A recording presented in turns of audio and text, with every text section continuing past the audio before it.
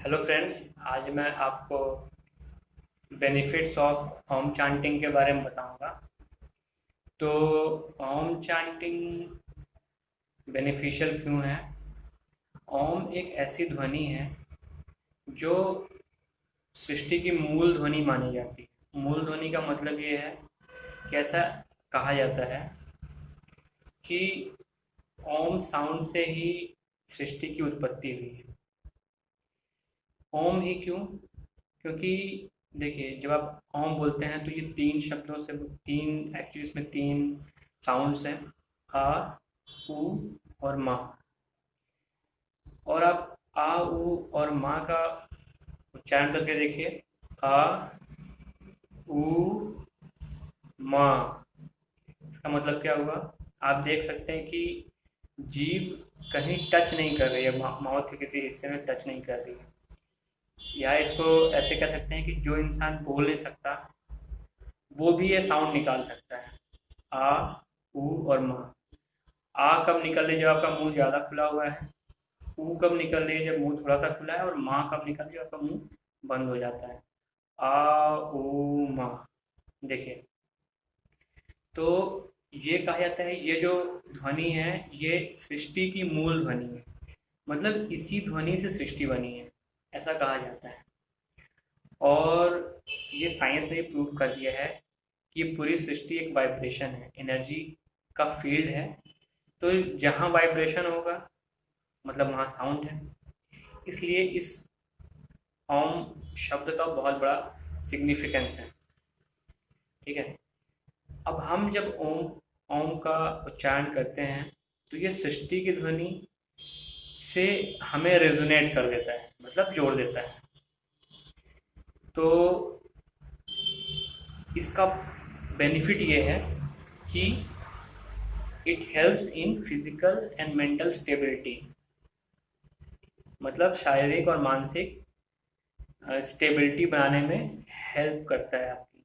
जैसे आप बहुत अनपीसफुल, मतलब अशांति का अनुभव कर रहे हैं, माइंड आपका शांत नहीं रहता है, या फिर फिजिकल बॉडी आपकी इतनी हेल्दी नहीं है ना? तो इसका उच्चारण करने से आपकी मेंटल स्थिति और आपकी फिजिकल स्थिति में स्टेबिलिटी आती है। इसलिए इसका महत्व बहुत ज़्यादा है। इसका और मैं आपको इसका सिग्निफिकेंस बताता हूँ। हमारे शरीर में एनर्जी के चक्र होते हैं, शक्ति के चक्र होते हैं। इसमें से तीन चक्र ऐसे हैं जो ये ओम वर्ड डायरेक्टली इफेक्ट करता है। पहला चक्र है मूलाधार।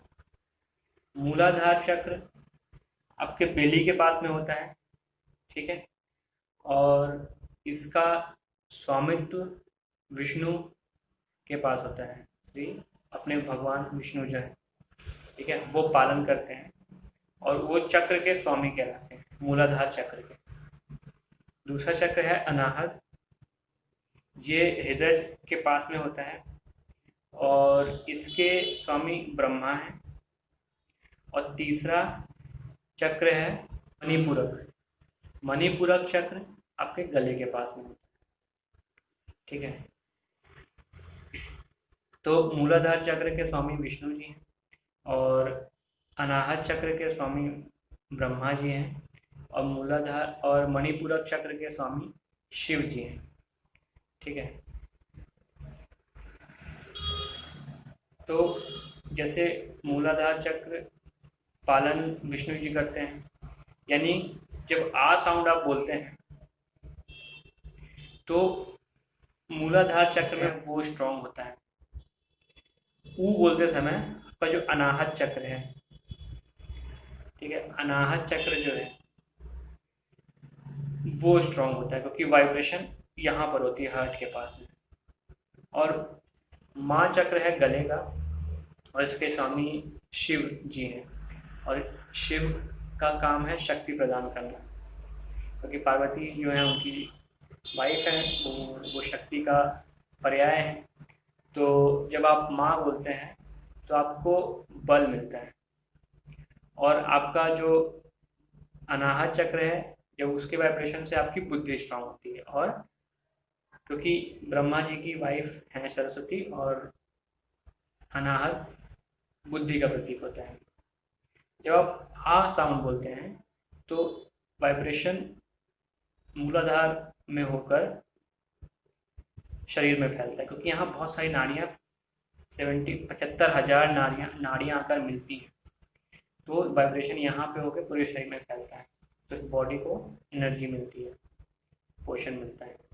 और इसी ये भी कहा जाता है कि आप धनवान बने, क्योंकि विष्णु जी की वाइफ लक्ष्मी जी, या फिर इसको ऐसे कह सकते हैं कि जो लोगों का पोषण करेगा, जो जो लोगों का पालन करेगा, जो लोगों का ख्याल रखेगा, वो धनवान बनता है।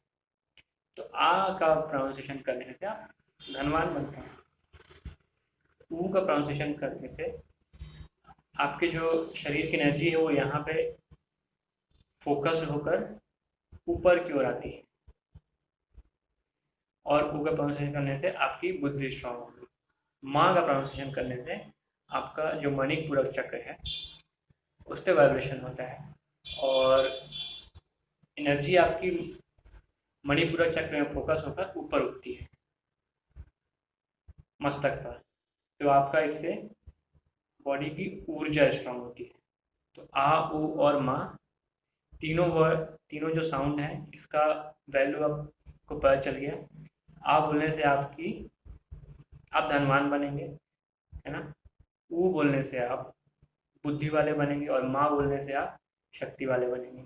अब तीनों का सिग्निफिकेंस देख लीजिए। अगर आप कोई एक प्रोनाउंसिएशन कर रहे हैं, मान लीजिए अगर आप आ का प्रोनाउंसिएशन कर रहे हैं, तो आपके पास बहुत पैसा आएगा, लेकिन आपके पास बुद्धि नहीं है उसका प्रयोग करने के लिए, या फिर आपके पास शक्ति नहीं है उसका प्रयोग करने के लिए, पैसे का आप क्या करेंगे। इसी तरह जब आप ऊ और माँ बोल रहे हैं, तो आपके पास बुद्धि है, आपके पास शक्ति है, आपके पास धन नहीं है, तो फिर वो किस काम की।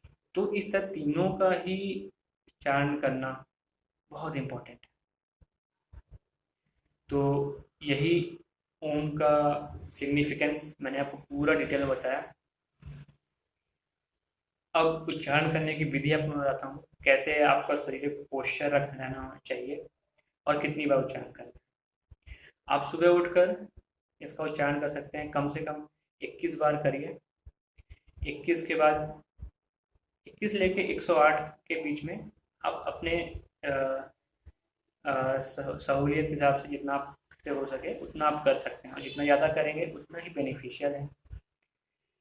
और इसको करने के लिए आपको अर्ध सिद्धासन में बैठना होता है। अर्ध सिद्धासन का मतलब ये होता है कि आपकी जो लेफ्ट लेग है उसके हील को आपको मूलाधार चक्र में, मतलब आपके जो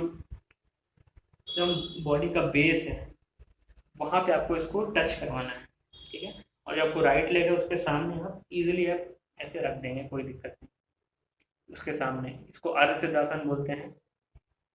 और आपको योग मुद्रा में बैठना है। योग मुद्रा क्या होती है कि आपको चारों उंगली साथ में रखनी है, और आपको एक ऐसा सर्कल बनाना है थंब से, इंडेक्स फिंगर के साथ में, और ये स्ट्रेट होनी चाहिए। इतने पे थोड़ा टेंशन आना चाहिए, और हाथ पूरा लूज होके आपके लेग्स पे रखना चाहिए। इस तरह दोनों हाथ आप रख लेंगे ऐसा। आपको आंख बंद करना है और आपको ओम का उच्चारण करना है।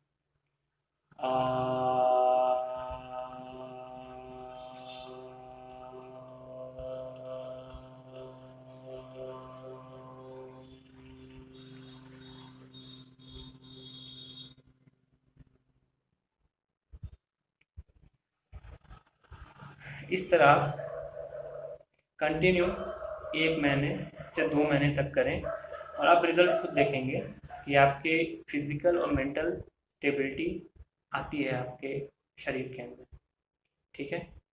और एक चीज़ बहुत इम्पोर्टेंट है जो कि इसके साथ में आपको करनी है, वो ये कि जब आप ओम को उच्चारण करते हैं तो आपका फोकस आपकी बॉडी के वाइब्रेशंस में होना चाहिए। जब आप बोलेंगे तो फोकस आपके बेली के पास होना चाहिए, और जैसे ही आप ऊ बोलते हैं तो आपका फोकस धीरे धीरे उठ के आपके हर्ट के पास आएगा, और जैसे आप माँ बोलेंगे आपका फोकस धीरे धीरे उठ के आपके माँ के पास, गले के पास आएगा।